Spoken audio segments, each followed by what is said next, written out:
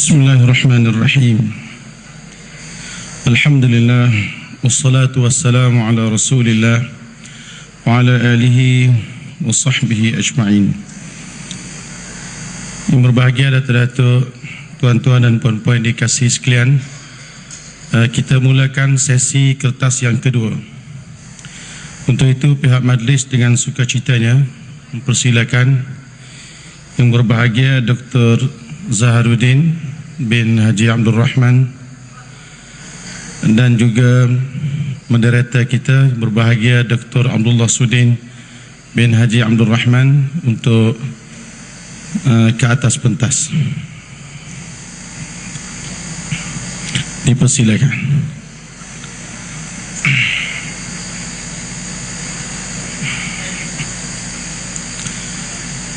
Alhamdulillah, kita dapat meneruskan program kita pada pagi ini untuk sesi kertas yang kedua dengan tajuk isu-isu semasa keuangan, khususnya bincang masalah riba yang akan dibentangkan oleh yang berbahagia Dr. Zaharuddin bin Abdul Rahman yang juga baru dilantik sebagai panel kajian syariah Jabatan Kemajuan Islam Malaysia.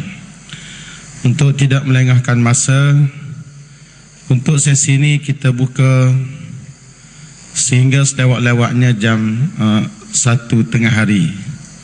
Masih lewat-lewat lah. Kalau nampak soalan tak banyak, barangkali 12.45, 12.30. Kalau saya soalan banyak, sehingga 1 tengah hari. Mudah-mudahan tuan-tuan dan perempuan dapat memanfaatkan forum yang ada untuk kita memahami ajaran agama kita yang maha suci.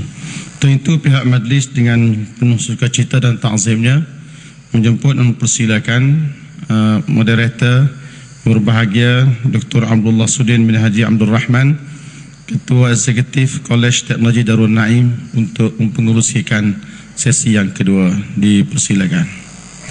A'udzubillahi minasyaitonir rajim. Bismillahirrahmanirrahim. Alhamdulillahirabbil alamin. Wassalatu wassalamu ala asyrafil anbiya'i wal mursalin wa ala alihi wa sahbihi ajma'in. Rabbi shrah li sadri wa yassir li amri wa hlul 'uqdatam min lisani. Assalamualaikum warahmatullahi wabarakatuh. Alhamdulillah, sekali lagi kita mengaturkan syukur kepada Allah SWT kerana dengan limpah kurnia Allah dapat kita meneruskan program wacana ilmiah kewangan Islam pada hari ini.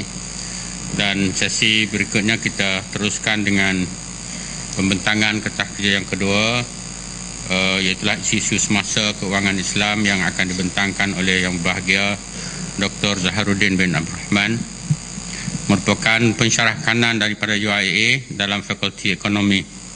Jadi untuk tidak melengahkan masa, saya dengan hormatnya menjemput yang bahagia untuk membentangkan kertasnya. Silakan. Bismillahirrahmanirrahim. Assalamualaikum warahmatullahi wabarakatuh. Alhamdulillahirabbil alamin. Nahmaduhu wa nasta'inuhu wa nastahdihi wa nastaghfiruh wa na'udzu billahi min syururi anfusina wa min sayyiati a'malina. May yahdihillahu fala mudilla lahu wa may yudlilhu fala hadiya lahu. Nashhadu an la ilaha illallah wa nashhadu anna Muhammadan abduhu wa rasuluh. Qala rabbi shrah li sadri wa yassir li amri wahlul 'uqdatan min lisani yafqahu qawli. Rabbi yassir wa la tu'assir ya karim. Amma ba'd. Terima kasih kepada yang berbahagia Tuan Pengerusi selaku Ketua Eksekutif Kelantan College, ya, dan seterusnya yang dimuliakan yang berhormat Dr. Muhammad Fazli, Exco Kerajaan Negeri, dan seterusnya perasmi penutup kita yang sampai lebih awal, dan seterusnya Sahibus Samahah Datuk Mufti Kerajaan Negeri Kelantan yang amat yang berbahagia Datuk Haji Daud, dan seterusnya Al-Fadhil yang berbahagia Ustaz Muhammad Mustafa, dan seluruh para ilmuwan, para alim ulama, muslimin dan muslimat yang dirahmati Allah sekalian. Syukur kepada Allah SWT dapat kita bersama-sama pada tengah hari ini untuk membincangkan sambungan dan lanjutan daripada perbincangan yang telah pun dimulakan daripada sesi sebelah pagi tadi. Jadi insya-Allah pada kali ini kita akan membincangkan beberapa perkara asas di dalam bab muamalah Islamiah dan cuba kita kaitkan dalam konteks semasa. Sebab apa-apa yang wujud di dalam kitab kita, dalam kitab Turath, apabila tidak mampu diaplikasikan, tidak mampu difahami dalam konteks semasa, maka ilmu itu boleh kita katakan hampir-hampir hilang. Maka apa yang penting hari ini untuk kita cuba sedaya upaya memahami nas-nas yang termaktub dalam kitab-kitab Turath kita dan cuba kita aplikasikan dan fahami bagaimanakah tanggungjawab yang patut kita semua lakukan, insya-Allah. Baik, jadi perkara yang akan kita bincangkan sebagaimana yang ada di dalam boleh lihat dalam kertas kerja dan juga slide, kita akan cuba bincangkan ringkas dan padat, iaitulah wasatiyah, iaitulah kita sebut pandangan yang terbaik, walaupun ada sebahagian yang mengatakan kesederhanaan, tapi yang lebih tepat adalah pandangan yang paling kukuh, pandangan yang rajih dalam muamalat harta yang cuba kita sama-sama bincangkan. Dan kemudian kita akan tengok pula bagaimana pandangan Islam terhadap sistem keuangan semasa yang ada hari ini, yang melingkungi dunia kita hari ini. Dan kemudian kita akan tengok mata wang yang digunakan, yang dipopular, yang dikeluarkan oleh sistem keuangan semasa hari ini. Apakah dia pandangan Islam sebenarnya? Dan seterusnya kita lihat pula perbankan Islam. Adakah ia benar-benar boleh diterima daripada pandangan syarak, ataupun ia hanyalah sebagai topeng-topeng yang tidak sewajarnya digunakan oleh perbankan Islam. Dan kemudian ada beberapa perniagaan-perniagaan lain yang banyak diamalkan oleh masyarakat tetapi kurang mendapat panduan daripada para ilmuwan Islam. Jadi itu juga akan cuba kita sentuh setakat yang termampu dan dibenarkan oleh waktu. Baik, yang pertama sekali perlu kita faham bahawa sistem ekonomi ataupun apa sahaja yang melibatkan muamalah hubungan manusia dengan manusia, khususnya dalam bab ekonomi, adalah perkara yang dikenal pasti dalam Islam, perkara yang mutaghayyirat.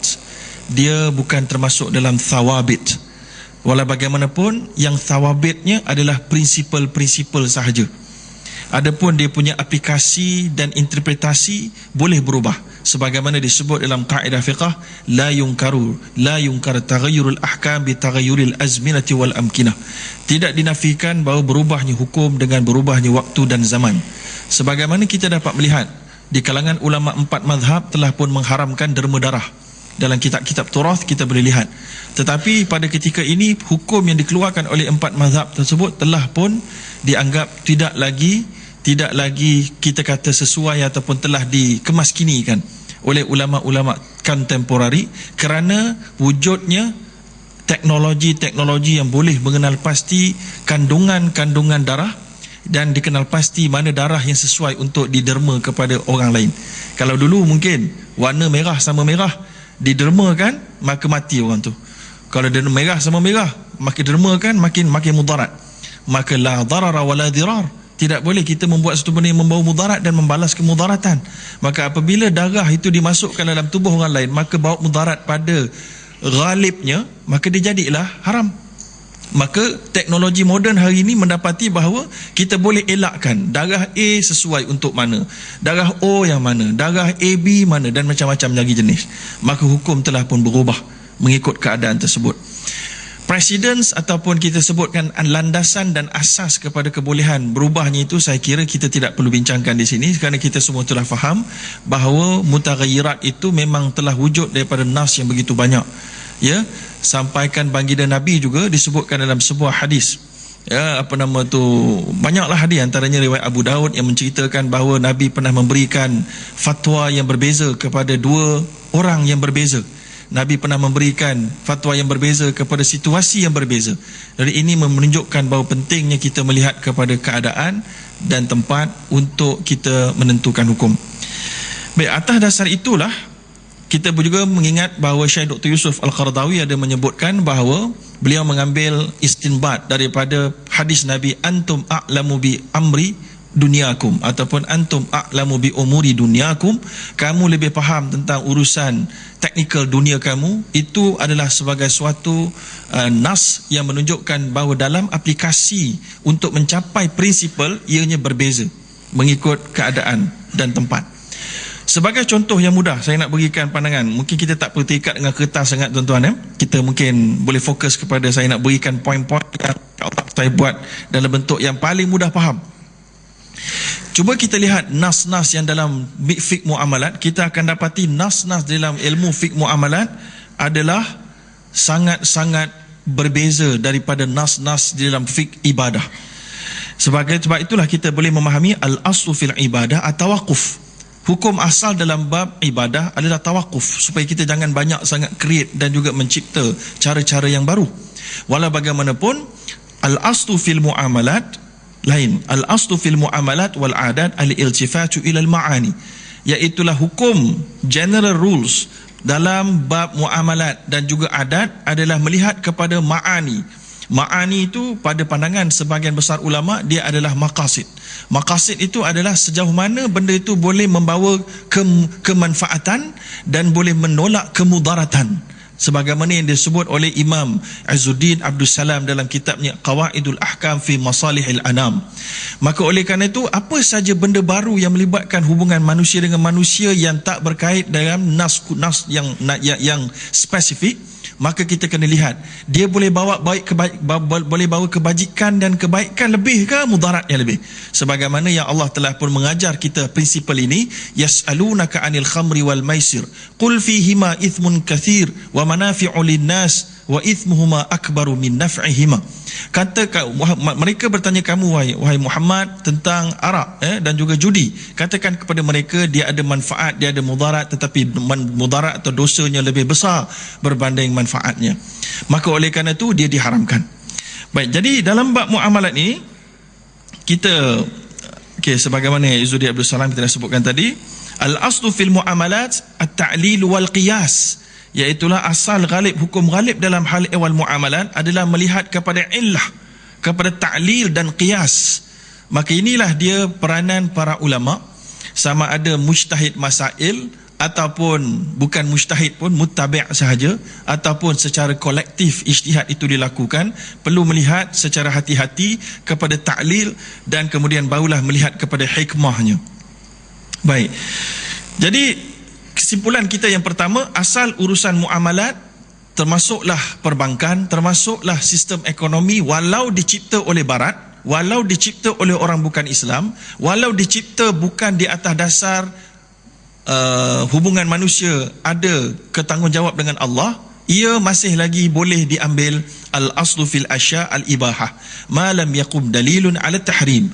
Asal hukum sesuatu perkara khususnya dalam bab muamalat macam ini adalah ibahah, selagi mana tidak ada bukti tentang percanggahan dan juga membawa mudarat yang besar dia.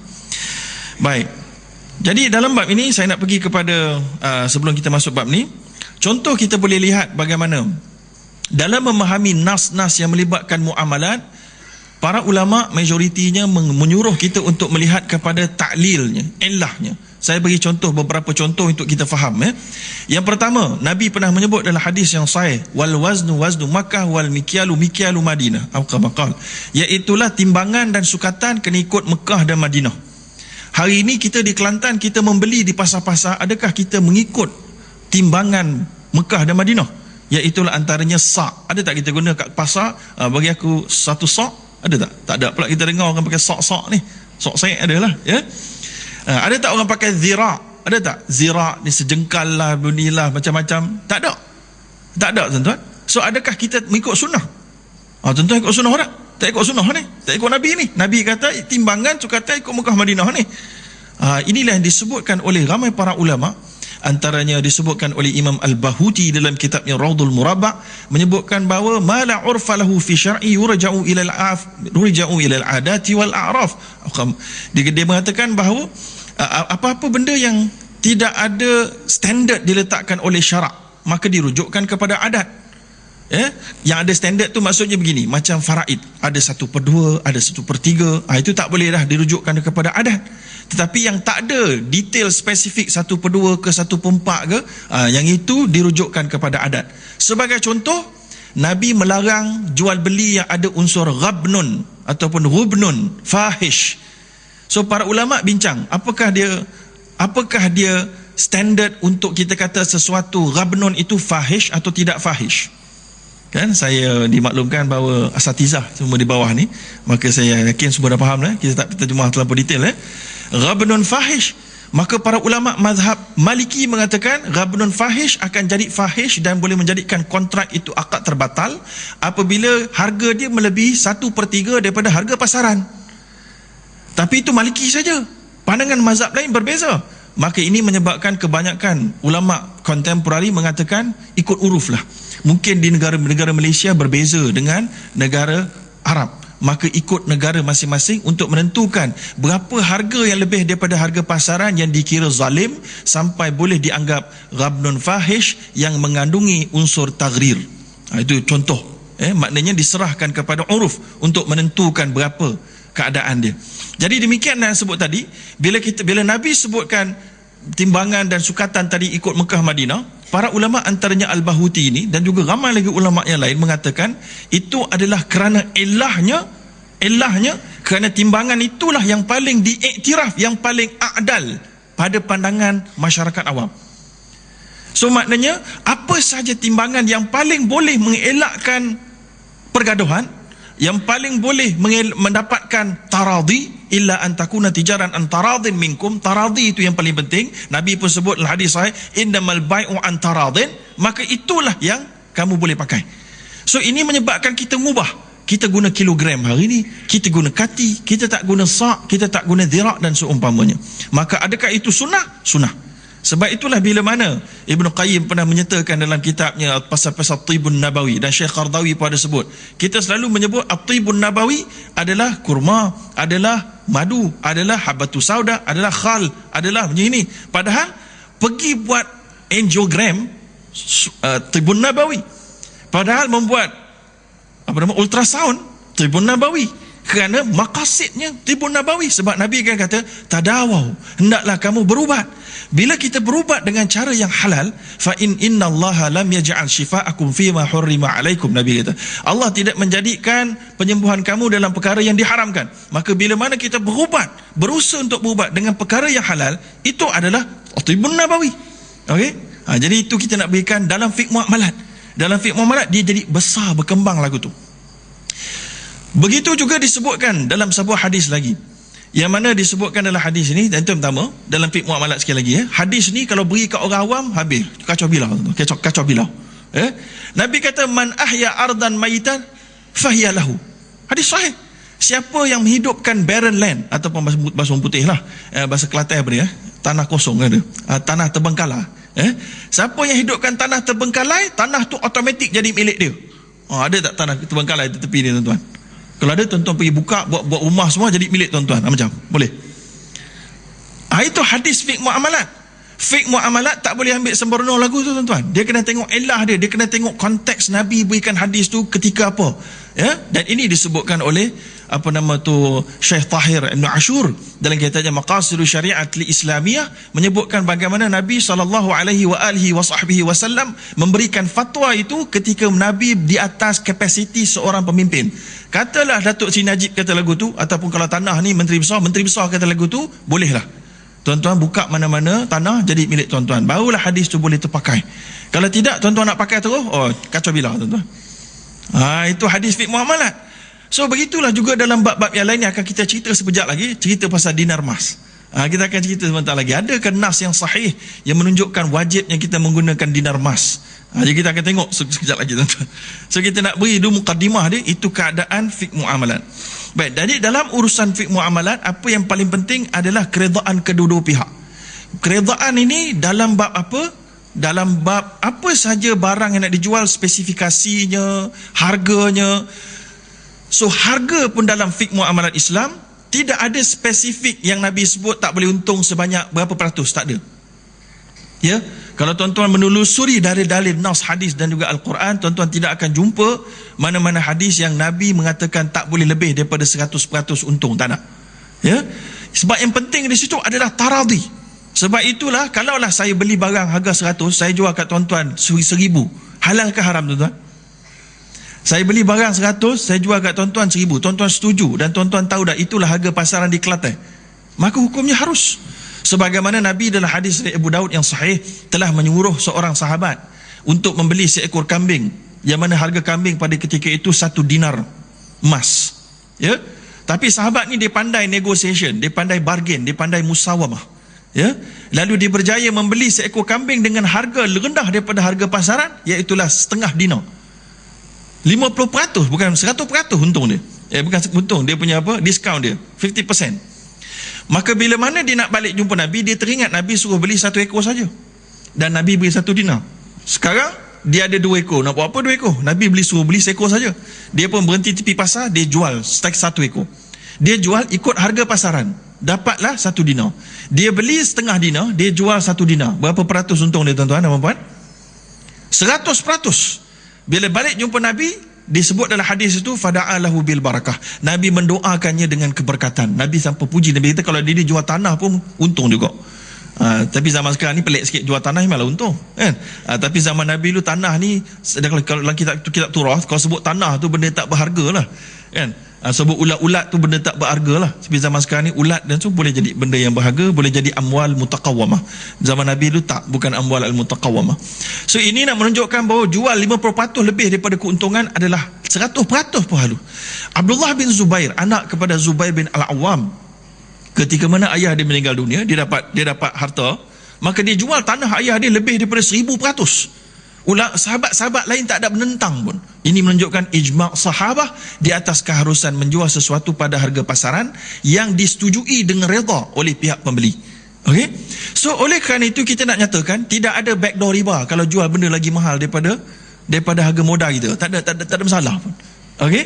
Jadi inilah yang juga yang juga berlaku, tuan-tuan dan puan-puan dirahmati Allah, apabila pembeli-pembeli orang ramai duk pergi jumpa Nabi SAW dan minta Nabi buat tas'ir.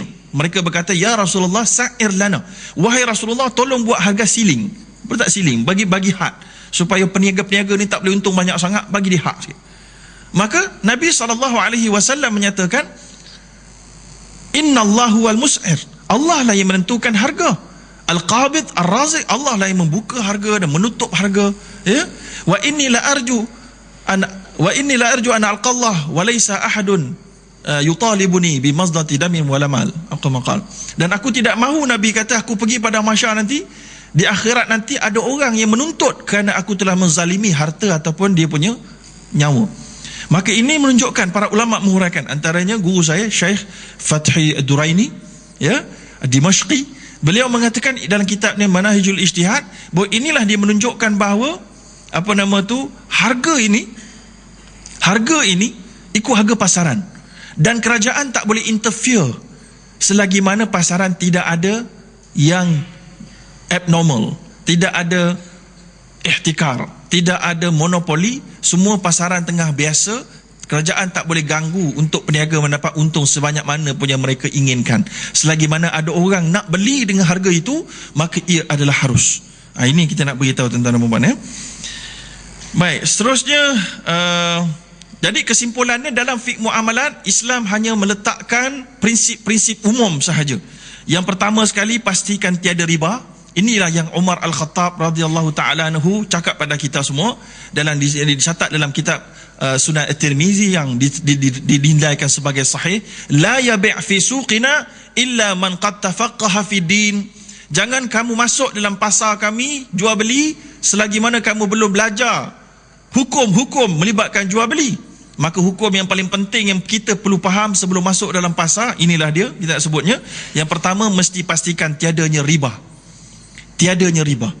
Tetapi riba ni, tuan-tuan dan puan-puan yang dirahmati, menjadi suatu cabaran yang terbesar buat umat Islam, kerana dia bukan saja dosa yang besar, sebagaimana yang disebutkan oleh Allah Subhanahu wa taala, ya ayyuhalladzina amanu taqullaha wa dharu ma baqiya minar riba in kuntum mu'minin fa illam taf'alu fa'dhanu biharbin minallahi wa rasulih. Yang mana orang yang terlibat dengan riba ini sama dengan mengisytiharkan perang dengan Allah dan Rasul. Malah riba juga merupakan satu isu yang paling susah untuk difahami dan paling tidak dirasakan dosa oleh masyarakat majoriti. Dosa kecil bila dirasakan, bila dilakukan dengan dan disebarkan, dia jadi besar. Dosa besar bila tak dianggap dosa, jadi makin besar lah, tuan-tuan. Ya? Jadi kita nak sebut riba ni jugalah yang disebutkan oleh Imam Malik bin Anas. Dia menyebutkan, tasahfahtu kitab Allah wa sunnata nabiyih falam ajid dhanban asharru wa ashaddu minar riba. li'anna Allah adzina fihi bil harb. Beliau mengatakan, aku telah menyemak lembaran-lembaran Al-Quran dan hadis dan tidak aku jumpa satu dosa yang lebih menakutkan dan menyusahkan dan membimbangkan daripada riba, kerana siapa yang terlibat dengannya diisytiharkan perang dengan Allah dan Rasulnya. Bila mana Allah sebut perang dengan Allah dan Rasul dalam Quran, adakah lafaz perang itu majazi atau hakiki? Kita tahu bahawa dalam Quran ada lafaz majazi dan lafaz hakiki. Maka bila mana dirujuk dalam kitab Al-Jami' li Ahkamil Quran oleh Imam Qurtubi, beliau mencatatkan bahawa Ibnu Abbas radhiyallahu taala anhu mengatakan, yuqalu li akili riba yaumal qiyamah khudh silahaka lil harb. Dikatakan kepada mereka yang makan riba di hari akhirat, pergi ambil senjata kamu untuk perang dengan Allah. Wah, ini kelihatan macam hakiki sungguh lah. Ya? Baik. Itu dia riba, tuan-tuan. Dan riba ini ada banyak bentuk. Disebutkan dalam hadis Nabi yang disahihkan oleh Imam Al-Hakim, riba 30-70 baban aisaruha mithla ayankir rajuli ummah. Riba ada 73 pintu. Yang paling ringan dosa dia sama dengan berzina dengan ibu sendiri.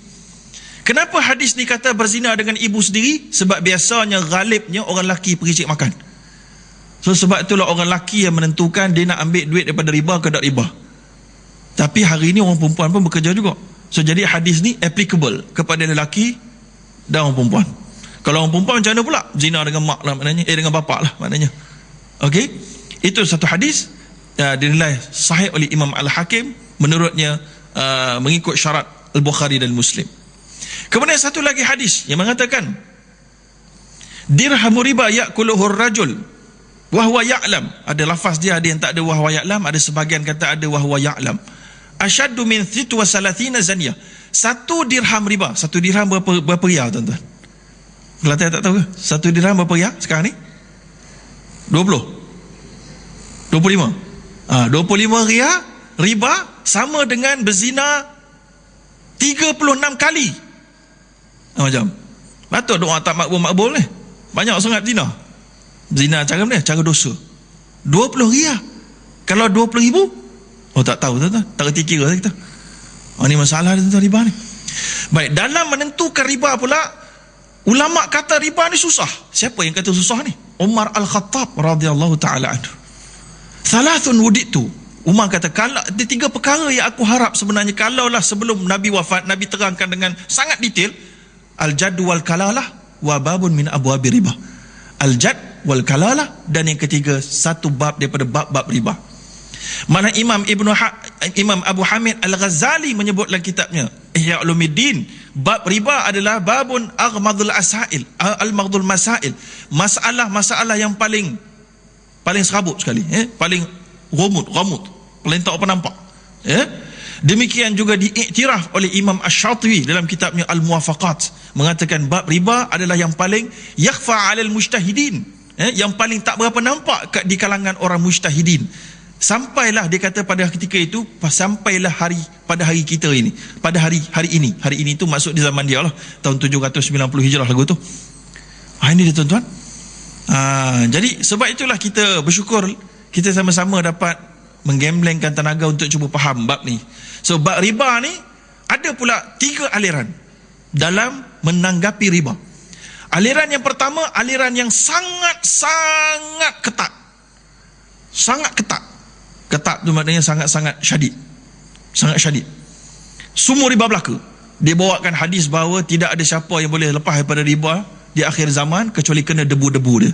Hadis sebuah hadis dhaif, tuan-tuan. Hadis dhaif. Dalam dhaif daripada sudut sanad, juga dhaif dari sudut matan. Kerana Allah SWT mengatakan, wadharu ma baqiya minar riba. Tinggalkan saki baki riba. Kata Imam Al-Qurtubi, banyak atau sikit. Maknanya riba ni sikit tak boleh, 1 sen tak boleh, 20 sen tak boleh, 20 juta pun tak boleh juga. Kemudian Allah kata lagi, la yukallifullahu nafsan illa wus'aha.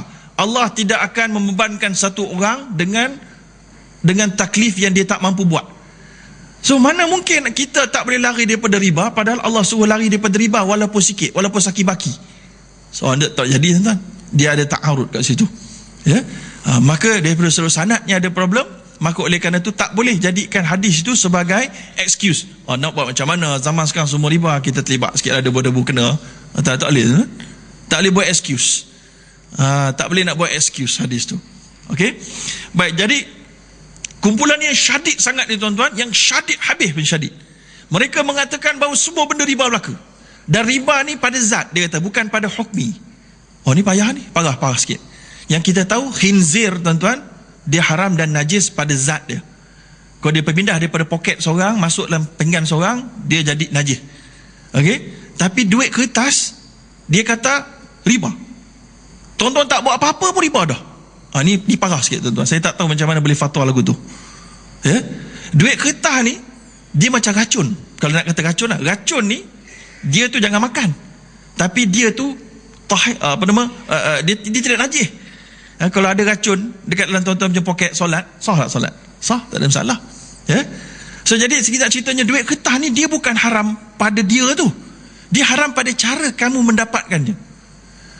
Contohnya adalah orang dia merompak 3,000. Dia balik rumah, dia masuk balik rumah dia gaul duit 3,000 dia dengan duit 2,000 duit dalam bank dia. Duit dekat dalam dia punya dia kotak dekat rumah dia. Gaul. Malam tu tidur, besok terbangun nak taubat. Nak taubat kena pulang balik duit curi tu 3,000. Tapi dia tak ingat nombor siri tuan-tuan. So macam mana dia nak taubat? Macam mana dia nak pulang balik duit tu? Ambil je lah mana-mana 3,000. Tak semestinya zat duit tu. Sebab itu al-amwal al-mithliyah. Dia bukan al-amwal al-qimiyah. Kan? So jadi dia ambil dia 3,000 pulang, habis cerita. So jadi kita nak ceritakan sebab itulah ada kumpulan yang, minta maaf saya kata kalau ada kat sini minta maaf lah, kita nak berbincang ilmu. Okey? Pada pandangan yang paling rajih menurut Majma' Fiqh Islami, bahawa duit kertas tidaklah riba pada zat dia, tetapi adalah pada cara kamu mentransaksikannya. Okey? Kalau tak betul riba, kalau betul tak ada riba, habis cerita. Okey? Tapi kumpulan yang nak syadid ni dia kata riba, maka dia pun terlibat juga dalam riba tu. Jadi tak jadi ni. Ini yang Nabi cakap ni, la yushada hadha dina ahadun illa ghalabah. Tidak ada siapa yang terlampau kerah dalam bab mengambil hukum agama kecuali dia sendiri akan tenggelam dalam hukum itu. Kita akan cerita kejap lagi. So jadi kita nak cerita sekarang ni ada kumpulan yang kedua pula. Kumpulan yang kedua ni wasati. Mereka kata duit kertas dia ni bukan emas, dia bukan perak. Dia ni kita bukan kias daripada emas perak pun tidak juga. Dia qaimun bidzatih. Dia adalah duit yang luar, dia duit yang baru diciptakan. Nak kias pada fulus pun tak boleh juga. Walaupun ada sebagian ulama cuba mengkiaskannya kepada fulus. Okey, walau bagaimanapun Majma' Fiqh kata tak, bukan fulus pun bukan, emas pun bukan, perak pun bukan, dia sendiri. Dia benda baru yang dicipta oleh manusia. Ya. Oleh kerana itu, bagaimana kita nak pasti tak ada riba dalam menggunakannya? Iaitulah dengan cara kita memastikan penggunaannya mengikut cara pertukaran emas, perak, barulah kita akan selamat daripada riba. Itu kumpulan yang wasati dan praktikal dan juga meraihkan kemampuan semasa. Kumpulan yang ketiga, yang tasahul habis, tuan-tuan. Habis tasahul. Ya. Mereka kata duit kertas tak riba, tukar pinjam dengan interest pun tak riba juga, fawaidul bunuk laisa laisa riba, bank punya faedah pun bukan riba juga. Siapa dia ni? Ada ulama, sebahagian kecil ulama di Mesir dan beberapa tempat yang lain. So jadi tak wasati ya. Okey? Baik, begitu keadaannya. Baik, itu riba. So jadi riba ni kat mana? Saya pergi cepat dan pantas betul tuan-tuan sebab kita pergi yang lain sekali ni. Riba ni yang pertama sekali riba qard. Apa beza qard dengan i'arah tuan-tuan? Qard adalah kita beri pinjam amwal mithliyah. I'arah kita bagi pinjam benda-benda al-amwal al-qimiyah. Okey? So adakah dua-duanya ada riba? Yes. Dua-duanya termasuk dalam kaedah kullu qardin jarra naf'an masyrutan fahuwa riba. Setiap pemberian pinjam yang mensyaratkan pulangannya lebih, maka ia adalah riba. Okey, adalah riba. So maknanya kalau saya beri pinjam duit 1,000, saya minta balik 1,100, riba. Kalau saya beri pinjam 1,000, saya minta balik 1,000 campur 2%, maka riba. Maka di manakah riba jenis qard ini ada? Yang pertama, orang Islam kita ramai di seluruh negara, di seluruh dunia. Nak beli kereta, pinjam daripada bank, bayar 10%, pinjam 90% daripada bank, kemudian bank minta balik bayar 4% tambah. Itu adalah riba. Kereta dibeli dengan cara riba, tak ada berkat, tuan-tuan. Yang kedua, rumah. Beli rumah pun sama juga. Bayar 10% dekat bank, 90% pinjam dekat bank konvensional.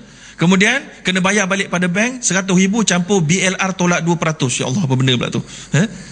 Kalau tadi ribanya nampak 4%, kali ni ribanya tak berapa nampak. BLR tolak 2, tengok keadaan. Itu 2 kali haram. Haram riba dengan haram gharar. Contohnya saya beri pinjam 1,000, pulang balik 1,100. Nampak riba tu jahat tu, tapi nampaklah jahat dia tu 1,100 je nak ambil tambah tu. Tapi yang ni dua kali jahat. Saya beri pinjam 1,000, pulang balik dengan riba. Berapa riba? Riba saya tengok keadaan. Nanti saya tentukan bila setiap bulan saya beritahu berapa. Uish. 2 kali jahat tu. Itulah dia pinjaman rumah konvensional bank. Yang ketiga riba ada kat mana? Ada dalam kad kredit, tuan-tuan dan puan-puan. Kad kredit. Kalau tuan-tuan ada kad kredit, payah tuan-tuan. Ustazah tak boleh ada kad kredit. Ada kad kredit ni dosa besar. Kad kredit konvensional bank, tuan-tuan. Sebab apa? Sebab bila kita ada kad kredit, kita tak ada pun duit dalam bank tu. Kita pergi Tesco, kita pergi Jasco, kita pergi mana-mana beli kedai, kita swipe saja. Siapa yang tolong bayar? Bank tolong bayar. Bank tolong bayar atas dasar apa? Dia beri pinjam duit. Lebih dia beri pinjam duit, dia bagus ke? Kita pulang balik free ke? Tak. Kita pulang balik ada tempoh 21 hari. Kalau tak, kalau lebih daripada 21 hari, kena interest. Habis kalau tuan-tuan bayar dalam masa 21 hari, kena riba tak? Kena juga. Kenapa pula? Sebab bila tuan-tuan beli saja, tuan-tuan akan beri 1.5% ke 2% kepada pengeluar kad. Itu namanya sokong secara direct.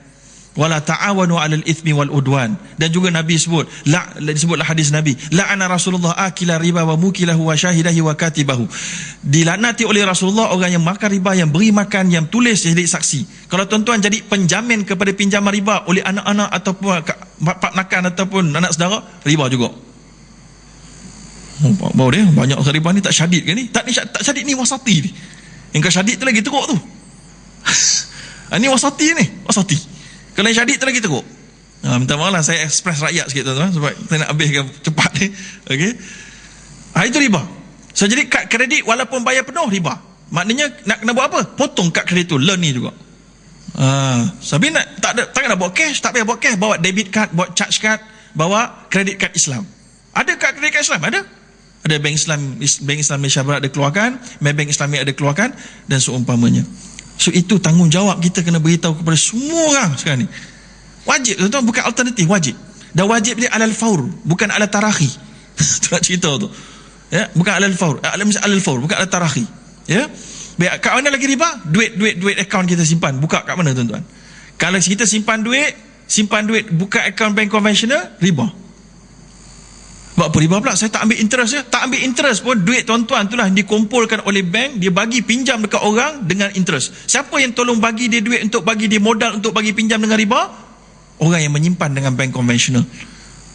So hukum ni haram. Kena keluarkan segera tuan-tuan, walaupun tak ambil interest. Kecualilah kita berada di negara yang tak ada bank Islam ataupun akaun Islam. Contoh, macam saya jumpa orang Islam yang berada di Switzerland, Sweden, Germany, Ireland. Mereka ni tak ada Islamic bank, tak ada Islamic account. Barulah ada rukhsah untuk mereka simpan di bank. Dan interest tu kata Majma' Fiqh dan Majlis Fatwa Eropah wajib keluarkan. Sebab kalau tinggalkan dalam tu, maknanya kamu bagi bank tu jadi lagi kaya. Kamu wajib keluarkan, beri pada fakir miskin. Tapi kita tak ada rukhsah tu sebab kita ada Islamic bank dan Islamic account. Baik, jadi itu dia riba qard. Riba qard yang kedua tuan-tuan, iaitulah riba qard yang kita beri pinjam duit, kita minta manfaat lebih. Contoh, saya beri 1,000, saya minta pulang balik 1,000, tak ada riba situ. Tapi saya kata tak apalah, bayar 1,000 je, tapi minta tolong basuh kereta saya. Basuh kereta tu riba. Sungguh riba tu tuan-tuan. Basuh kereta ke apa benda, walaupun tak ada tadi tu. Sebab itu disebut dalam satu hadis oleh Ibnu Majah, idza aqrada ahadukum qardan, apabila seorang kamu berikan satu qard, maka kamu janganlah ambil daripada orang yang meminjam itu hadiah ataupun, dan jangan kamu naik atas kenderaan dia, fala yarkabha wala yaqbal hadiyah. Kamu jangan naik atas kenderaan dia. Contohnya, saya beri kepada Dr. Basit pinjam 1,000 contohnya. Kawan saya Dr. Basit ada ni. Saya beri pinjam dia 1,000. Saya beri dia pinjam 1,000. Lepas tu saya kata, Syekh, ana tumpang kereta entah lah pergi airport. Dia pun okey. Ana tumpang tu riba. Boleh jadi riba. Dalam hadis Ibnu Majah, walaupun sanad dia dhaif sikit, tapi dalam kitab Mughni semua sekali, dalam kitab Ibnu Qudamah mengatakan jangan naik. Sebab apa? Sebab ada syubhat riba. Sebab mungkin ana naik tu dia tak suka tu, dia Dia tak mau hantar, tapi dia terasa segan. Aku dah pinjam pada dia tadi. So dia jadilah ikatan riba tu, ana beri pinjam tu, maka dapatlah manfaat tu. Sebab itu dalam mazhab Hanafi, kalau kita beri pinjam duit kat orang, kita tak boleh berteduh di balik tepi rumah dia pun tak boleh. Sudah. Tapi hadis kata illa ayakuna jara bainahu wa bainu dhalik. Kecuali lah benda tu dah buat sentiasa. Contohnya sentiasalah saya dengan Dr. Basit. Contohnya setiap hari saya pergi kerja tumpang dia. Saya beri sebelum saya beri pinjam lagi. Bila saya beri pinjam saya tumpang juga. Tu tak apa. Tapi kalau sebelum ni saya tak tumpang, lepas saya beri pinjam, tumpang, dia pun beri tumpang. Tak boleh. Tak boleh. Tu tuan-tuan Itu nak tunjuk sebab apa kita kena sampai takwa begitu tuan-tuan. Sebab riba ni memang orang tak boleh jauh kalau dia tak bertakwa. Sebab tu Allah kata ya ayyuhallazina amanu ittaqullah. Wahai orang yang beriman, bertakwa kamu pada. Belum cerita lagi apa inti Allah, nak Allah Rasul takwa dah. Kemudian wadharu ma baqiya minar riba in kuntum mu'minin. Kalau kamu betul-betul beriman. Maknanya kalau tak betul-betul iman ni memang tak lari ya. Tengok bagaimana Khalifah Umar bin Al-Khattab yang terkenal dalam dialog dia dengan siapa nama? Dengan Ubay bin Ka'ab. Apakah ta'rif taqwa? Dia kata, pernahkah engkau lalu di satu lorong yang ada banyak duri? Ya benar. Macam mana lalu di atas lorong itu? Berhati-hati. Maka itulah yang Umar Al-Khattab buat dalam bab riba. Sebab dia tahu dosa riba sangat besar. Maka dia pun buat macam mana? Tarakna tis'ata a'syaril halal makhafatar riba. Kami meninggalkan 9/10 daripada perniagaan kerana takut sangat jatuh dalam riba. Itu dia. Comel tuan-tuan. Kita sibuk dengan satu hadis lagi kan? Tis'atu a'syaril rizq fit tijarah. 9/10 daripada rezeki perniagaan. Hadis tu dhaif juga tu sebenarnya. Tapi tak apalah, makna dia kata Ibn Taymiyah sahih lah. Tapi nak ceritanya, kita jangan baca satu hadis tinggal satu hadis lagi.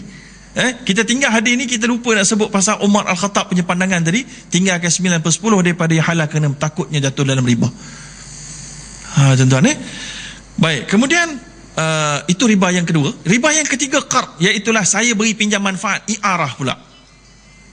Macam tadi ni, apabila seorang kamu beri pinjam kenderaan, jangan kamu naik atas kenderaan dia. Sebagaimana Allah kata wala tamnun tastakthir. Apa tafsir dia? Tuan-tuan buka lepas ni. Wala tamnun tastakthir. Disebutkan oleh para ulama, iaitulah kamu bagi satu benda ke orang hadiah, kamu berharap mendapat benda lagi banyak. Sebagaimana disebutkan, dinakalkan, dikatakan oleh Ibnu Abbas, jangan la ta'til hadiah li ta'khudha minhu akthar. Jangan kamu beri satu hadiah untuk kamu ambil lagi banyak. Dia ada syubhatul riba. Saya ingatlah saya cerita benda ni kat Radio Hakim. Saya cerita kat Radio Hakim benda ni, hadis ni. Ada orang telefon. Dia tanya apa? Dia kata, Ustaz, habis kalau gitu, kalau ada YB bagikan hadiah untuk kawasan, dia untuk mendapat undi, riba tak? Dia beri sesuatu kepada rakyat sebab nak dapat sesuatu. Payah nak jawab tu. Kena tanya Syekh Dr. Basit. Payah nak jawab. Okey. Wala tamnun tastakthir. Jangan kamu beri hadiah untuk kamu ambil lagi banyak pada dia. Jadi ini kena jauh. Tapi ini tidak ittifaq lah. Ini ada khilaf. Jadi satu lagi tuan-tuan. Bila mana orang lelaki dengan orang perempuan kahwin, orang perempuan dia bagi 7 dulang hantaran. Orang lelaki bagi berapa? 9. Riba tak? Sudah. Sudah tuan-tuan, betul ke ni? Tak pernah dengar apa ni? Betul tak ni? Riba tak riba bergantung. Sebab yang sebenarnya yang riba tadi tu adalah pada nilai dia. Katalah orang lelaki kata kami beri hantaran 5 dulang, 7 dulang bernilai 5,000. Orang perempuan kena bagi 7 dulang 5,500. Dia jadi riba. Tapi kalau dia tak tentukan, dia biasa tak tentu kan. Kata bagilah orang lelaki bagi 7 dulang, nilai dia 5,000. Orang perempuan bagi 7 dulang, nilai dia RM500 je. Yalah, dia bagi tuala, dia bagi handkerchief, pen sebatang kan. Banyak lah tapi murah. Maka tak ada masalah. Bagaimana pula kalau saya kata hari ni saya belanja awak, besok awak belanja saya, riba tak riba? Sama juga disiplin dia. Kalau disyaratkan tadi harga mesti lebih banyak awak belanja saya tu, dia jadilah syubhatul riba. Tuan-tuan jadi gitu dia nak pergi faham tu. Baik, itu riba yang pertama pun. Itu riba cabang-cabang yang pertama, riba qard namanya, riba qurud, yang lahir daripada duyun. Riba yang kedua daripada duyun ini riba jahiliah namanya. Riba jahiliah. Riba jahiliah ni iaitulah yang disebutkan oleh ramai para ulama, antaranya Ibnu Qudamah ada sebut tak salah saya dalam kitab dia, contoh dia zaman jahiliah, dia kata imma an taqdi wa imma an turba. Contohnya kita jual satu barang, orang tu bayar tangguh. Saya jual laptop kat tuan-tuan, jual komputer, tuan-tuan bayar tangguh dalam masa 3 bulan. 3 bulan tuan-tuan kena bayar dah. Pada sampai tempoh tu tuan-tuan tak boleh bayar. Bila tak boleh bayar, saya beri tuan-tuan kata dua, imma an taqdi wa imma an turba. Kamu kena settle juga hari ni, atau saya bagi kamu tangguh tapi kena bayar lebih sikit. Itulah dia penalti dalam masa zaman sekarang ni. Ya, penalti riba tu. Okey, kat mana ada tu? Yang bank konvensional tu semua ada berlaku. Pinjam rumah ada, kereta ada, kad kredit ada berlaku. Oh, riba berlaku tu tuan-tuan. Tapi yang masalah sikit sekarang ni adalah yang masalah sikit adalah kalau tuan-tuan parking salah, tuan-tuan parking salah kat Madi Bandar Kota Baru, kena saman. Tuan-tuan kena bayar dalam masa 15 hari, tuan-tuan bayar dapat RM15. Kalau lambat bayar, tuan-tuan bayar tambah sikit RM20. Riba tak riba?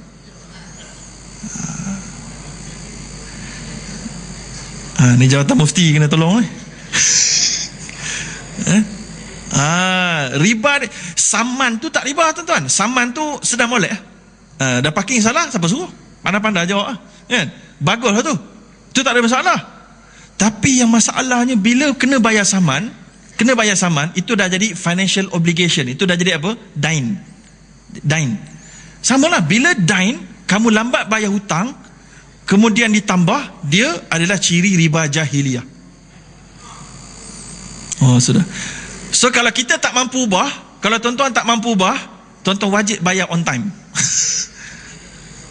Kalau tuan-tuan mampu ubah, kena ubah lah. Kalau tak mampu ubah, wajib bayar on time. Itu tak cerita satu lagi tuan-tuan. Tuan-tuan pergi perpustakaan, pinjam buku. Tuan-tuan lambat pulang buku, kena denda. Macam riba tak riba? Oh, sudah. Bayar ni. Yang ini ada khilaf ulama. Ada sebagai ulama kata tak riba, ada sebagai kata riba. Tapi nak beritahu, dak ma yaribuka illa ma la yaribuk. Tinggalkan yang ragu kepada tak ragu tuan-tuan. Tapi kalau perpustakaan tu perpustakaan awam, tak apa. Sebab perpustakaan awam dia dapat riba, dia tak makan diri dia bagi ke orang ramai juga. Tak apa, sebab orang ramai boleh masuk perpustakaan tu. Tapi kalau perpustakaan persendirian, perpustakaan college persendirian, ini ada khilaf. Wallahu alam ya. Jadi itu riba jahiliah tuan-tuan dan puan-puan. Tapi bank Islam pun ada juga buat ni, charge penalty ni. Apa cerita? Bank Islam dia buat lain sikit. Bank Islam dia buat lain banyak, lain sikit. Bank Islam mula-mula masa ditubuhkan dulu, dia tak ada kenakan 1% pun. Tapi menyebabkan orang Malaysia, orang Malaysia kita ni jahat, banyak jahat tuan-tuan. Dia apa-apa, dia pandai-pandai tak bayar. Dia tak bayar, dia escape. Bank Islam tak boleh buat apa, tak kapal-kapal bank Islam. Tak boleh buat apa, orang tak boleh bayar.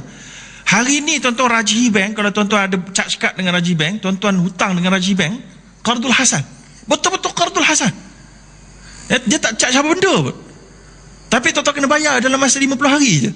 Kalau tuan-tuan tak bayar 50 hari, dia tak kenakan 1% pun tak ada. Itu Rajihi Bank. Comel tu, unik betul Rajihi Bank dekat Malaysia ni. Okey. Tapi malangnya tuan-tuan, saya jumpa dengan CEO dia kata kita menghadapi masalah besar. Sebab orang Malaysia ni tak amanah banyak, dia kata. Sebab dia kata kami dekat Saudi Arabia, kita buka bank, orang datang bank, majoriti datang bank, dia tanya produk, tanya halal ke tak halal ni, macam mana beli halal ni. Kita buka bank kat Malaysia, orang datang, ni berapa rate dia, untung tak ni, murah tak ni. Orang Malaysia mindset lain tuan-tuan, mindset dia lain. Ni masalah dia. So jadi bila kita pergi tak ada kena penalti, bila mereka kontak orang yang hutang tak bayar ni, orang hutang tak bayar ni dengan selamba je berkata, alah, kalau nak bayar pun tak ada kenapa kan, nantilah kita bayar kemudian dah. Habis tuan-tuan. Ni bayar ni. Atas kerana sebab itulah Majlis Penasihat Syariah Bank Negara Malaysia terpaksa review balik fatwa dia sebelum ni. Bukan fatwa, pandangan dia sebelum ni. Maka daripada tak ada, dia buatlah 1%. 1%. Supaya orang tak ambil ambil sembelewa lah. Ada satu. Tapi 1% tu pun untung betul tu. Orang bukan Islam yang paling suka sekali, orang yang pandai matematik yang paling suka sekali. Tapi malangnya orang Melayu Islam kita paling tak pandai matematik. Tu yang paling tak suka tu. Dia tak suka. Tapi orang Cina menurut statistiknya yang paling suka dengan bank Islam, sebab mereka boleh menangguh-langguhkan bayaran.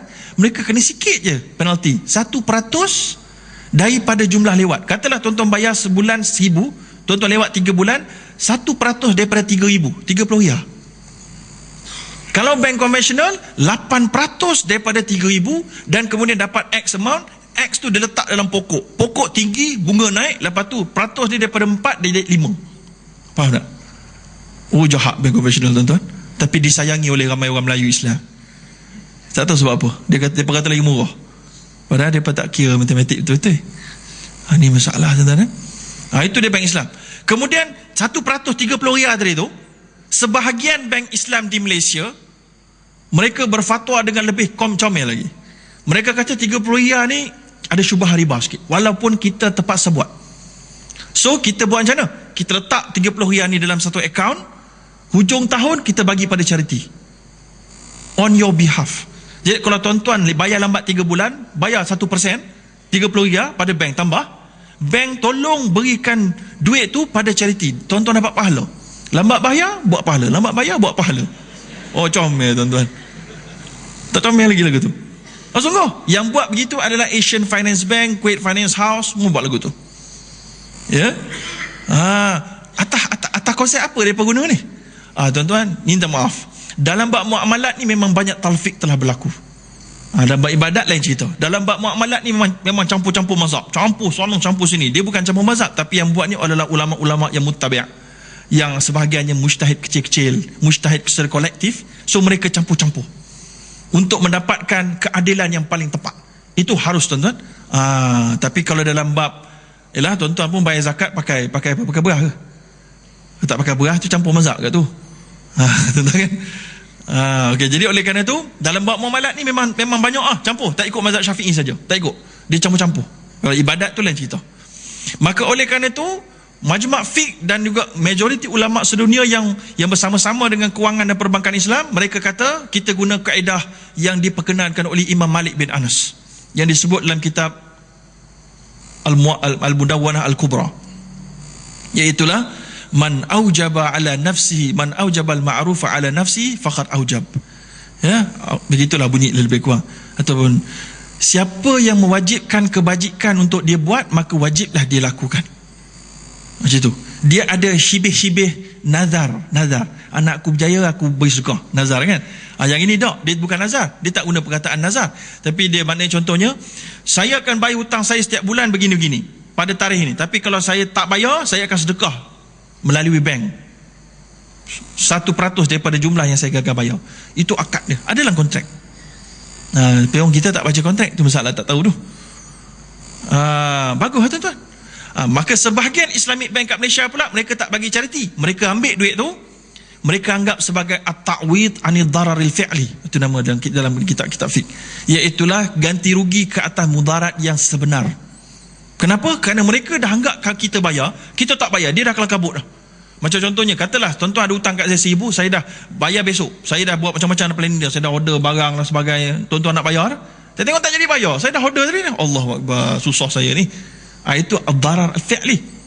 Maka oleh kerana itu dia ambil 30 riyal je. Kerana 3 bulan tuan-tuan tak tepati janji, maka dia ambil 30 riyal.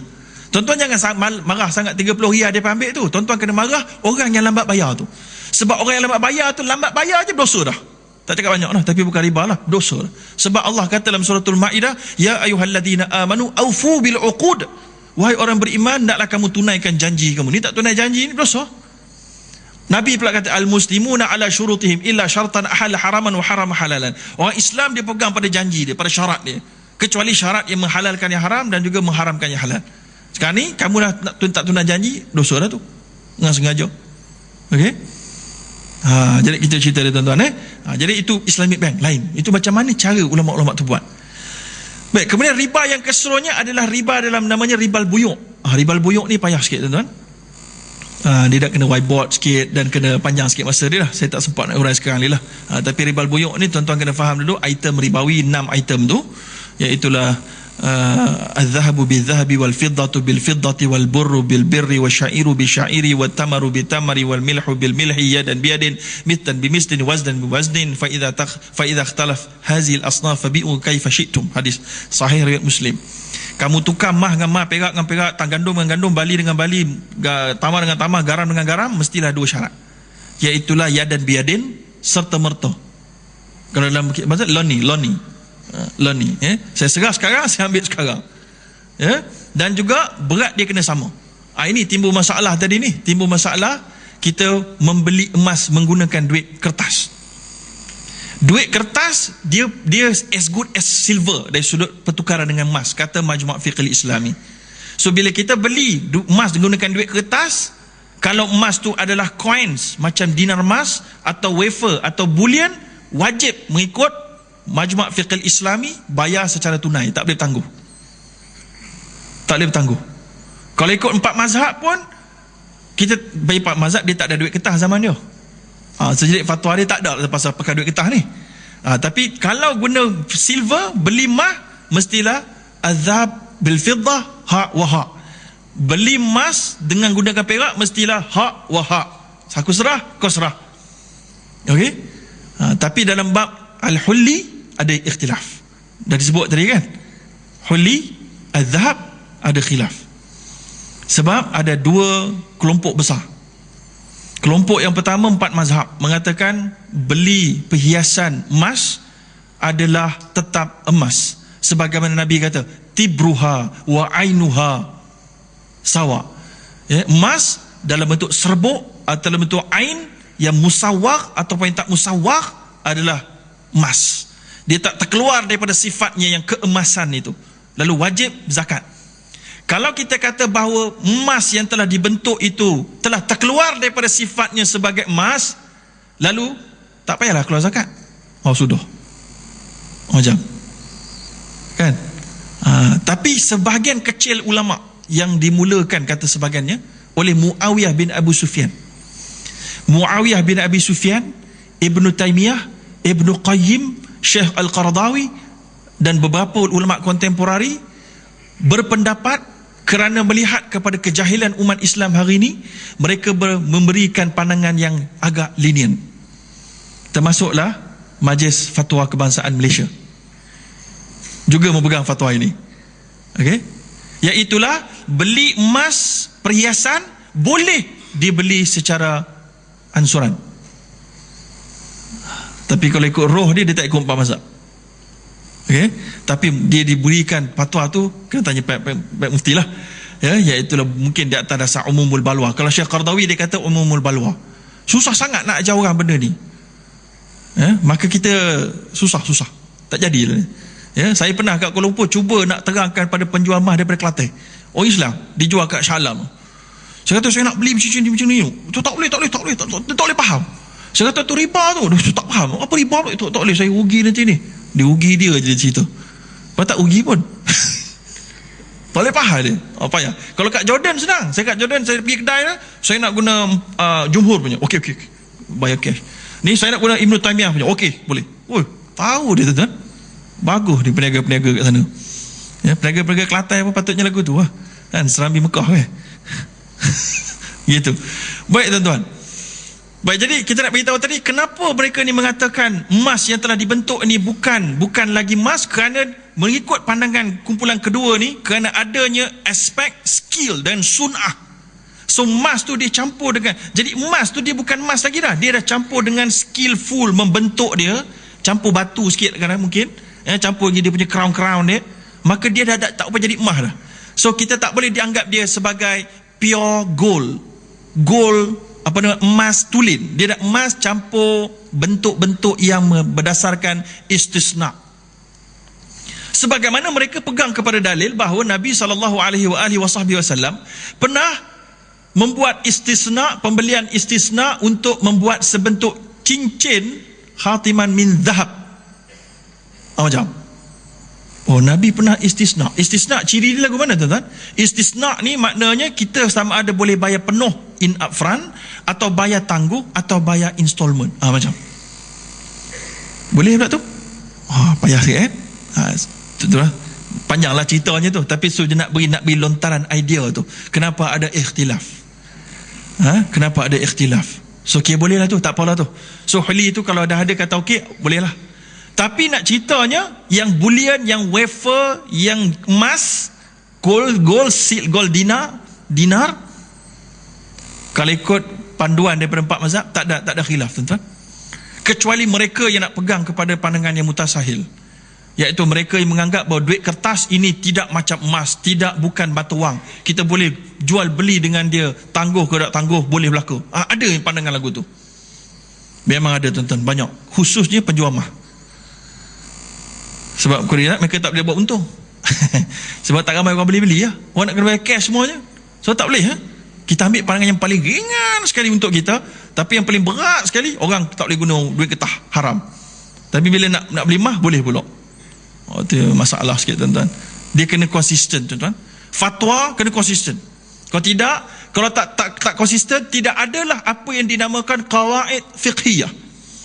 Qawaid fiqhiyah tu wujud sebab ada konsistensi para ulama lah tuan-tuan. Kalau tidak, tak jadi qawaid fiqhiyah tu. Ya, sebab lain macam ya. Sebab itulah dalam perbincangan ulama tentang illah, dalam proses as-sabr wa taqsim, dia mestilah illah tu wasfun mundabit. Kalau tak mundabit, habis tuan-tuan. Habis tuan-tuan ya. Baik, itu riba. Cukup dengan riba. Kemudian kalau nak untung dalam prinsip Islam, mestilah melalui jual beli. Terus terang. Jangan guna nak untung guna, jangan sekali-sekali nak untung guna akad pinjaman, tak boleh. Sebab tu perbankan Islam tak beri pinjam duit tuan-tuan. Kalau dia beri pinjam duit, dia dah bungkus, besok lusa dah bungkus. Sebab dalam Islam, sebagaimana kita beritahu tadi, pinjaman adalah pulangnya sama banyaknya dengan yang diberi. Maka bank Islam takkan boleh buat untung.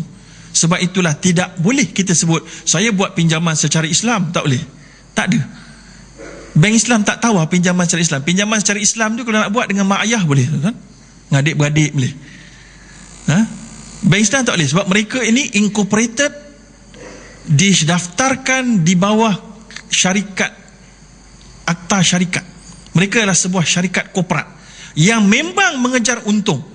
Bank Islam bukan badan kebajikan nak beri zakat ke orang, bukan beri zakat, beri kebajikan orang, tak.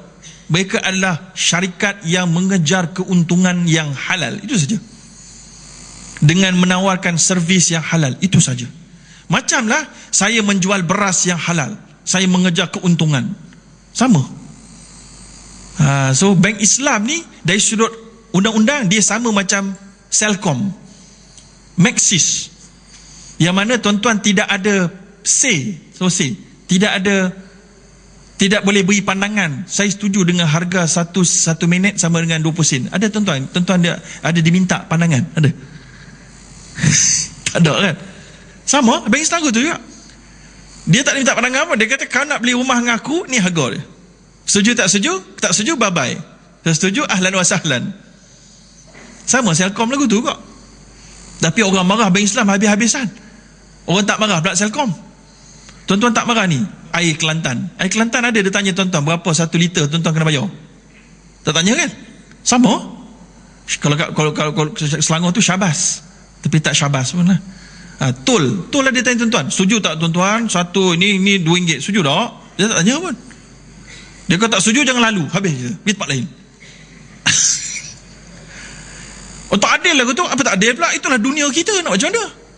Tuan-tuan nak ubah ke? Itu dunia kita. Itu kalau dalam fiqh muamalat namanya apa tuan-tuan? Uqud al-iz'an. Uqud al-iz'an. Itu panjang tuan-tuan nak cerita sekarang ni. Tuan-tuan cek kat Google Uqud al-iz'an. Tuan-tuan jumpa perbincangan dia. Maha guru Google tu tahu belaka dia. InsyaAllah. Uqud al-iz'an. Apakah hukum dia? Ada yang halal, ada yang tak dibenarkan dan seumpamanya. Tapi itulah dia syarikat. Yang tak jaga badan kebajikan ni siapa dia? Iaitulah zakat lah. Habis cerita kan? Zakat dan kerajaan lah. Baik, jadi maknanya jual beli kita kena gunakan. Kemudian dalam jual beli kena jaga keadilan. Boleh tak kita kata saya beli dengan bank Islam 100,000, tiba-tiba dijual kat saya 400,000. Oh zalim, sungguh zalim. Kalau zalim, mestilah dia paksa kamu tanda tangan baru zalim. Kalau dia tak paksa, tak zalim tuan. Saya pun pengguna juga. Bukan saya nak backing bank Islam, tapi saya nak bagi faham Islam jaga dua-dua, pengguna dengan peniaga. Bukan pengguna saja. Ini kita asyik fokus pengguna sebab kita pengguna. Selfish banyak sangat tuan-tuan. Kita tak fikir pasal peniaga. Saya ada seorang kawan, orang Kelantan. Dia ada perniagaan bas. Dia ada perniagaan bas. Dia kata bas tak dibenarkan, harga naik, surcharge pun tak dibenarkan, pada minyak naik, kemudian barang-barang semua naik, jadi dia tak mampu dah nak uruskan bas, bankrupt lah. Tuan-tuan, kesian kita rasa, apa ni naik harga bas ni, zalim ni. Kita pengguna, kita tak fikir sebagai peniaga. Cuba kita berada di kursi peniaga, baru tahu zalim tak zalim. Kita agak zalim pengguna-pengguna ni, kan? Cuba tuan-tuan, kita pekerja awam, kita kata kenapa kerajaan tak naik gaji ni? Semua BN barang naik, tapi gaji tak naik. Wajib naikkan gaji. Kalau naikkan gaji, kalau negara tergadai, macam bagus. Ini masalah, tuan-tuan. Kalaulah saya majikan, saya punya untung setiap bulan, katalah syarikat kecil 1,000 je untung setiap bulan. Tuan-tuan pekerja saya, dia kata Ustaz ni CEO syarikat, naikkanlah gaji kami, tak adil ni, tak naik gaji ni. Kalau saya naikkan gaji, tak ada untung lah syarikat. So, mana satu, tuan-tuan? So, kita kena adil, tuan-tuan.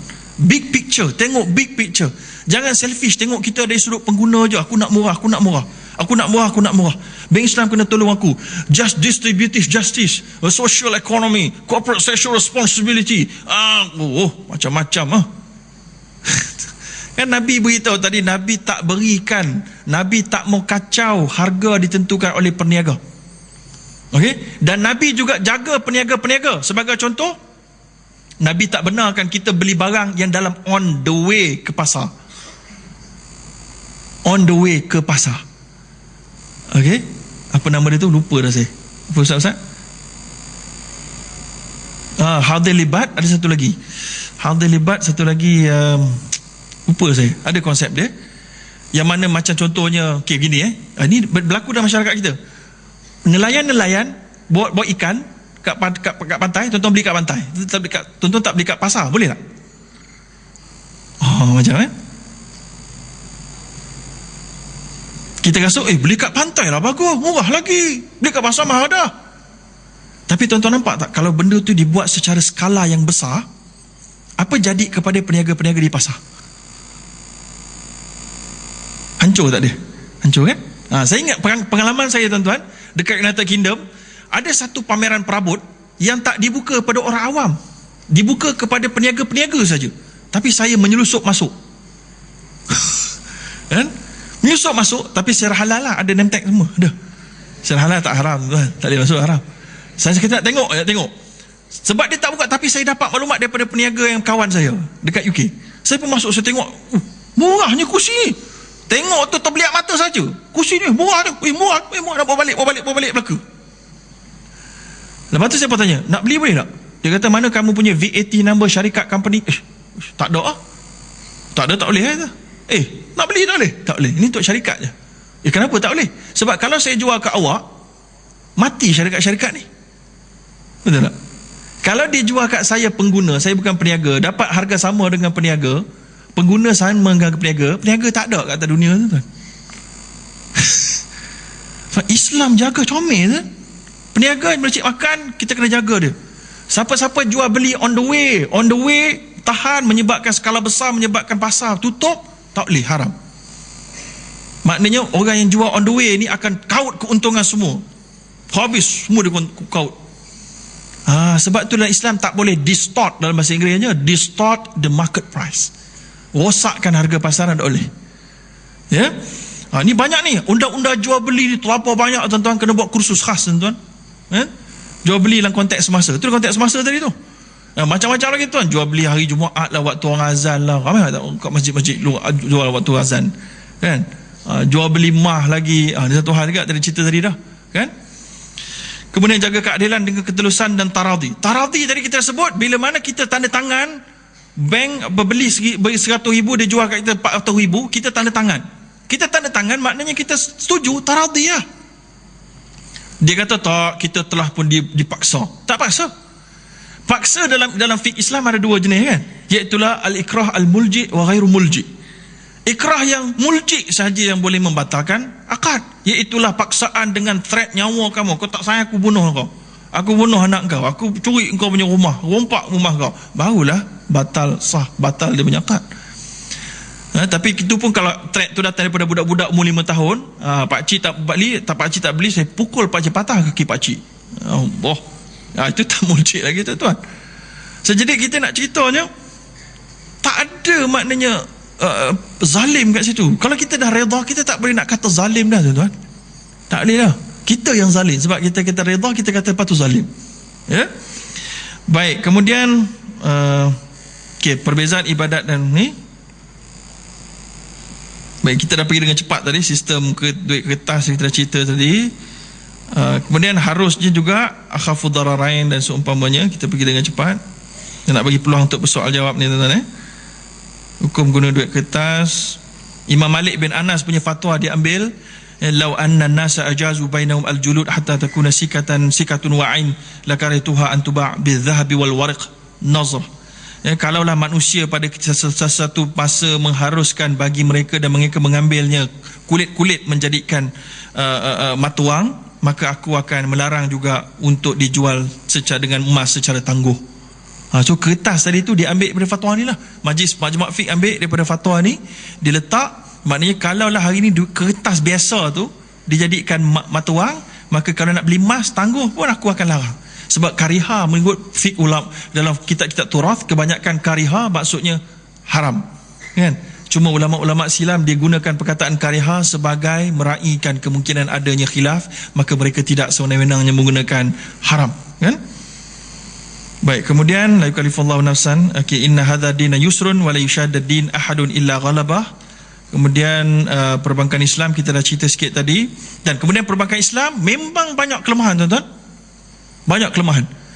Tapi jangan kerana kelemahan di peringkat ini kita nak mengisytiharkan perang dengan dia. Oh no, tak betul. Sebab dia ni ibarat orang baru masuk Islam dah tuan-tuan. Ibarat orang baru masuk Islam. Dia baru masuk Islam, dia baru nak pakai tudung sikit-sikit, nampak jambul lagi, kan? Janganlah terus marah dia tuan-tuan, dia baru masuk Islam, kan? Dia masih nak pakai kasut tinggi-tinggi lagi. Oh, janganlah marah terus dia, tak solehah lah awak ni, kan? Walaupun dapat gelaran solehah, contohnya, kan? Janganlah tuan-tuan. Awak dah potong belum? Allah, potong pula tanya, kan? Sabar dulu, depa ni baru lagi, kan? Itulah namanya yang disebutkan oleh Khalifah Umar bin Abdul Aziz bila mana anaknya begitu bersemangat minta ayah dia untuk buang semua benda-benda haram atas yang ada dalam pemerintahan dia. Dia pun kata, "La ta'jal ya bunayya, innallaha dhamma al-khamra fil Qur'ani marratan wa harramahu fi thalithah wa inni akhsha an ahmil al-haqqi jumlatan fayad'uhu an-nas wa yakunu fitnah." Dia kata, "Wahai anak, jangan kamu tergesa-gesa nak haramkan semua benda, nak buang semua benda. Aku bimbang, Allah SWT pun mengharamkan arak sebelum haram. Allah cela 2 kali dalam Quran. Yang ketiga baru Allah haramkan. Dan aku tak mahu aku bawa kebenaran ni sekaligus, maka manusia tak boleh terima, nanti dia akan tolak secara sekaligus." So perbankan Islam hari ini banyak tersepit dengan undang-undang Malaysia, tersepit dengan undang-undang House Development Act, tersepit dengan Akta Tanah Negara, tersepit dengan Hire Purchase Act. Banyak akta-akta yang kalau nak ubah, dan tersepit pula dengan perbagaan persekutuan yang federalist dengan state list ni apa kuasa dia saja. Allah, banyak tuan-tuan. Kalau nak bagi dia jadi sempurna, kena buka dulu undang-undang ni. Amen, pindah semua sekali, bagi comel, barulah cantik. Tapi tak semudah ABC tuan-tuan. Kalau tuan-tuan tukar kerajaan ni, tak semestinya itu rapat tuan-tuan. Tak semestinya. Kena fahamkan dulu orang yang kerajaan baru tu. Sebab dekat Selangor tuan-tuan, kerajaan yang baru yang kat Selangor ni pun tak buat apa-apa pun kewangan Islam. Itu saya bengang sikit tu. Minta maaf dan cakap lah tuan-tuan. Jadi itu kita tak nak. So jadi kita nak ceritakan bahawa memang lemah, tapi kita tengah perbaiki. So kita tak, sebab tu kita tak nak orang sebarkan secara publik bank Islam ni teruklah, zalim lah apa. Memang ada kesilapan, mungkin kesilapan individu, mungkin kesilapan sekali, lepas tu dia dah betulkan. Kita nak sebut, nanti orang tak yakin. Bila tak yakin, kita nak suruh orang pergi mana? Bank konvensional yang clear cut riba. So lagi salah. So kita nak suruh orang pergi mana? Sebab itulah kalau nak kritik, kita tahu dulu apa perbincangan, masuk bincangan, dan kita akan tahu, dan kita kritik dan buat melalui saluran yang betul. Kalau pada orang awam hari ini, orang Melayu Islam lah yang paling ramai tak percaya bank Islam.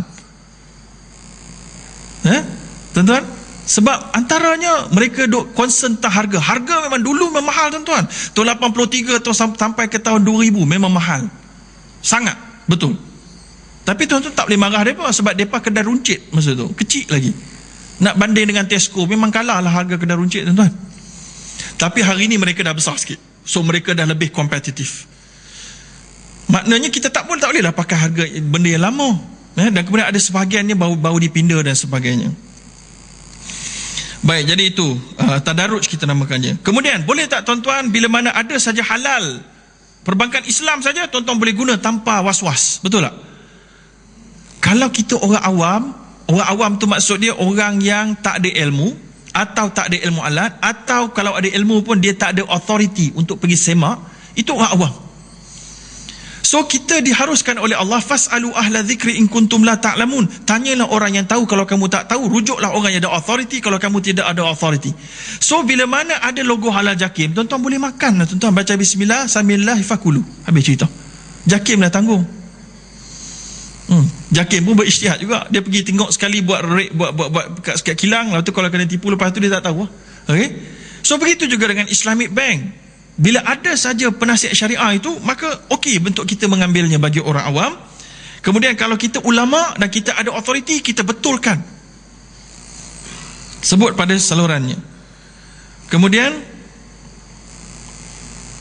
okey, saya rasa okey, ini satu poin lagi. Dan katalah kalau mahal pun perbankan Islam, walaupun mahal tuan-tuan, mahal tetapi halal tetap mesti menjadi kewajipan pilihan kita.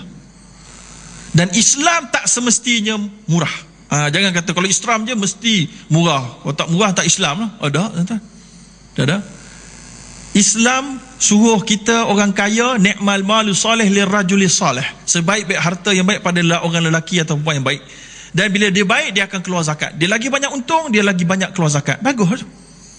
So oleh kerana itu tak semestinya Islam itu murah, dan tak semestinya bila kita amal Islam saja kita tak akan rugi. Oh, tak semestinya juga. Jangan salah faham. Ini negara ini mengamalkan Islam, tapi kenapa mundur dari sudut maju perniagaan dia rugi? Ini mesti ada salah. Tak. Kalau betul pun rugi juga. Siapa kata bila amal Islam tu mesti untung, graf mesti naik begini je? Tak, tuan-tuan. Matilkal ayyam nudawiluha bainan nas. Okey.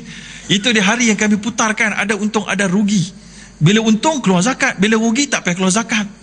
Bila kaya bayar zakat, kalau miskin terima zakat. Kalau semua untung, semua kaya, habislah zakat. Boleh tak basmi kemiskinan? Tak boleh. Kurangkan boleh. Takkan mampu kita nak basmi kemiskinan, tuan-tuan. Ya? Baik, kemudian saya rasa itulah antara kes. Satu lagi sebelum kita berhenti, penasihat syariah. Penasihat syariah dekat bank-bank Islam ni, mereka ambil gaji daripada bank. Mestilah mereka kata harus je. Kalau tidak, mereka takut tergadai kerja mereka. Ini tuduhan yang zalim, tuan-tuan. Zalim. Sebab apa? Sebab dalam fiqhul Islam, al-aslu bara'atul zimmah. Asal seseorang itu tidak ada tanggungjawab berdosa atau bersalah. Dia innocent. Al-bayyinatu 'alal mudda'i wal yaminu 'alal man ankar. Orang yang mendakwa orang tu zalim atau orang buat tipu, bawa bukti, barulah kamu boleh sebarkan. Ini sebarkan tanpa ada bukti. Kita kena yakin bahawa yang pertama orang itu adil, sampailah dibuktikan tidak thiqah dan tidak adil. Okey? So kita tak boleh nak kata penasihat syariah bank semuanya menjual agamanya. Tidak. Menjual fatwanya. Tidak. Malah saya beri jaminan hari ini perbankan Islam di Malaysia dan di dunia, semua syariah advisor akan menyemak di antara satu sama lain. Syariah advisor semuanya nak buat keputusan yang terbaik dan paling kukuh. Sebab kalau tidak, malu mereka di pandangan syariah advisor yang lain. Inilah dia puak-puak tasawuf, tak pernah cek dokumen.